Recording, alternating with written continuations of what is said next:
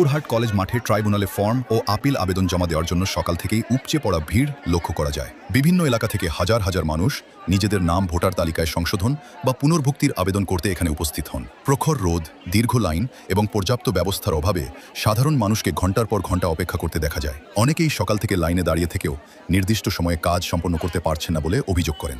বিশেষ করে বয়স্ক ব্যক্তি, মহিলা এবং দূর দূরান্ত থেকে আসা মানুষেরা সবচেয়ে বেশি সমস্যায় পড়েছেন।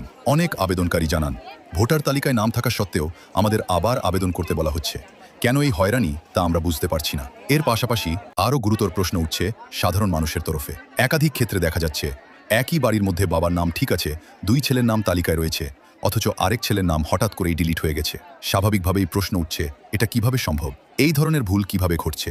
আবার এমনও অভিযোগ উঠেছে যে কিছু মানুষের নাম 2002 সাল থেকেই ভোটার তালিকায় থাকা সত্ত্বেও তা বাতিল করে দেওয়া হয়েছে, যা নিয়ে ক্ষোভ ও উদ্বেগ আরও বেড়েছে। বহু বছর ধরে ভোটার তালিকায় থাকা নাম হঠাৎ বাদ পড়ে যাওয়ায় তারা নিজেদের অধিকার নিয়ে অনিশ্চয়তায় ভুগছেন। এই পরিস্থিতিতে মানুষের মধ্যে ক্ষোভ বাড়ছে।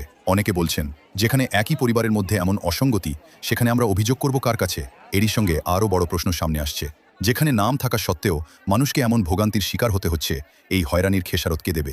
ন্যূনতম সুযোগ সুবিধার অভাব এবং সঠিক ব্যবস্থাপনার ঘাটতি মানুষের দুর্ভোগ আরও বাড়িয়ে তুলেছে। সব মিলিয়ে আজকের এই চিত্র দেখিয়ে দিলে নিজেদের গণতান্ত্রিক অধিকার রক্ষার জন্য মানুষ কতটা নিরুপায় হয়ে পড়ছেন এবং সেই সঙ্গে প্রশাসনিক স্বচ্ছতা ও জবাব